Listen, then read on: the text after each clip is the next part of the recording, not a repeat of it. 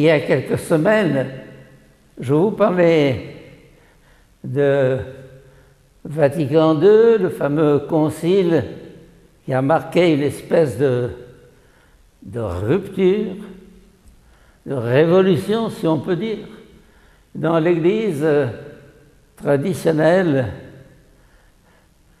habituée à une certaine liturgie, à un certain rythme, à des formules, à des concepts, une espèce d'église très marquée par l'Occident aussi, très occidentale.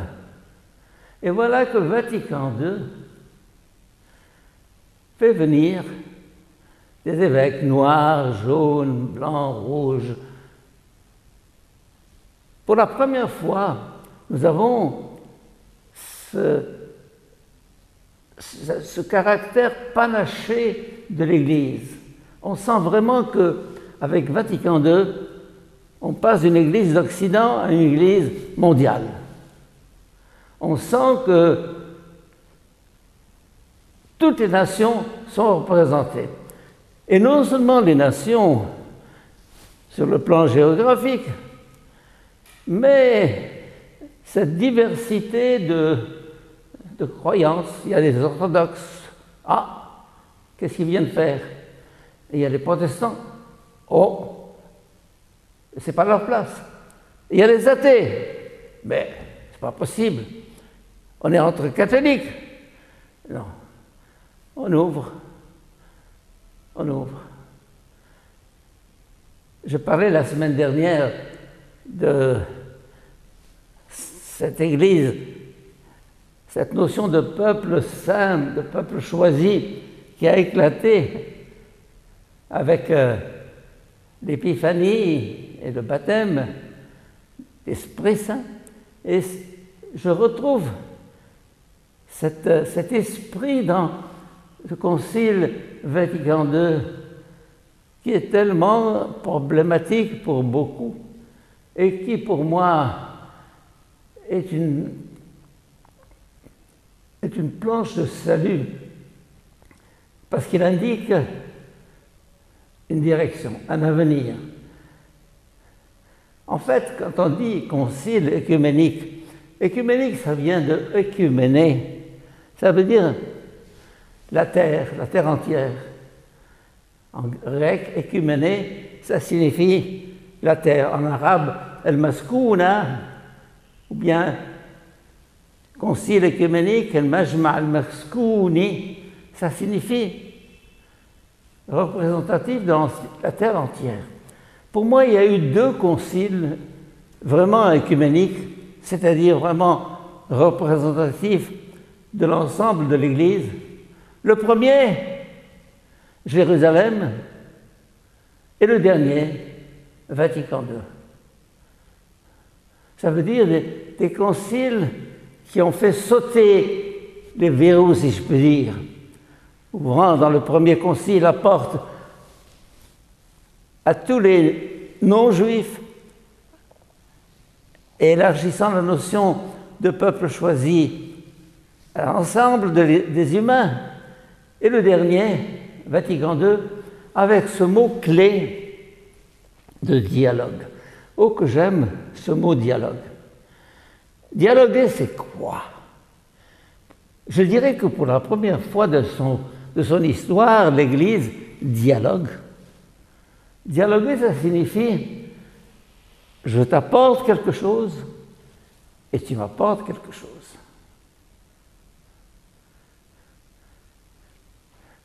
J'énonce une vérité et tu énonces une vérité.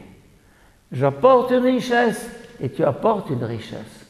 C'est-à-dire un mouvement à double sens. Dia, logos. Dia, ça veut dire... Alors,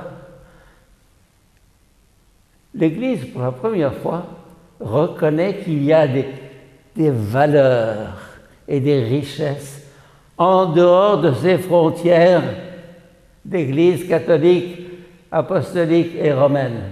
Ah non! Nous avons la vérité. Non. La vérité est plus large que ce cercle que tu as tracé et dans lequel tu te trouves à l'aise. Oui, je connais les réactions de tous ceux qui disaient au lendemain de Vatican II, on nous a changé la religion. Mais tu ne te rends pas compte que ton christianisme était un christianisme occidental, européen, marqué par une histoire et une culture, et qu'il décide une bonne fois de parler un langage différent. Et tu ne t'es pas reconnu. Les rebelles au Concile Vatican II rappellent ceux qui ont refusé le premier concile il y a 20 siècles, en disant « Nous les Juifs, nous sommes le peuple aimé de Dieu, et les autres ». Alors Vatican II, c'est ça. C'est la sortie d'une Église inféodée à l'Occident pour chercher une vérité, une richesse dans les peuples, dans les civilisations, dans les cultures, dans les religions. Alors beaucoup sont déstabilisés, choqués. Non, c'est nous, catholiques, qui avons la vérité. Oui, mais la vérité, on ne la met pas en boîte, en bouteille.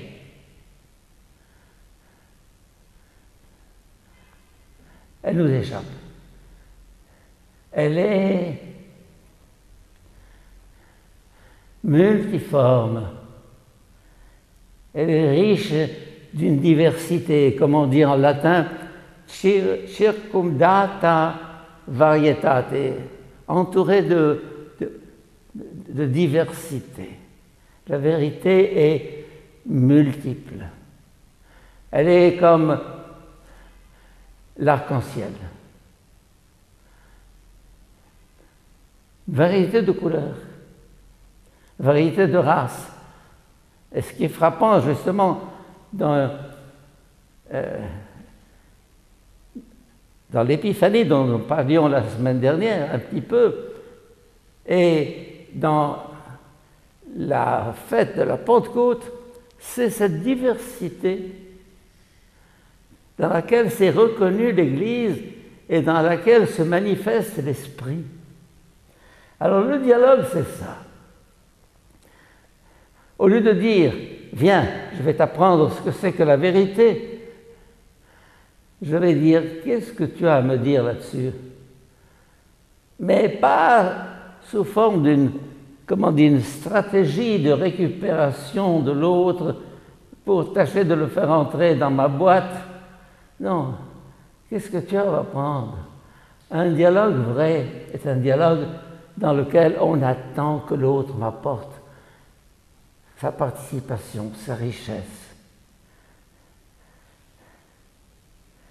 Et avec ça, on perd les anciennes structures héritées de l'Église latine, occidentale, et on s'ouvre à d'autres formules. On avait identifié le christianisme avec l'Occident. Eh bien non. Avec le pape François, nous avons un pape d'Amérique latine. Ah, le prochain sera peut-être, j'espère, un pape africain ou un pape asiatique, pour bien montrer que l'Église n'est pas un bien occidental, bien qu'elle se soit développée dans l'Occident, elle est fructifiée de façon merveilleuse, mais elle est universelle, écuménique. Alors, dans cette perspective de dialogue,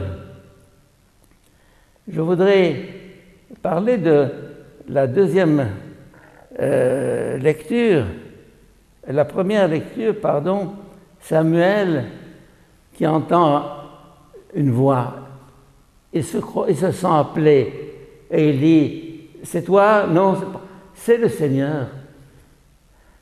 Découvrir une parole du Seigneur dans cette diversité qui m'entoure, dans les nouvelles d'aujourd'hui, dans les cultures et les civilisations, c'est justement une manière d'entrer dans une dimension beaucoup plus large que celle à laquelle nous nous trouvions bien à l'abri, dans laquelle nous étions à l'abri, tranquilles.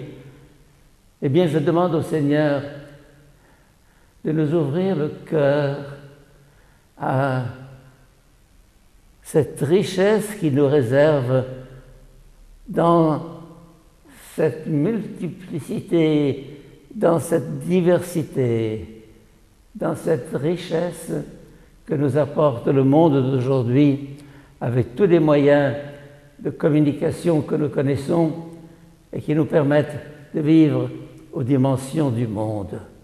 Amen.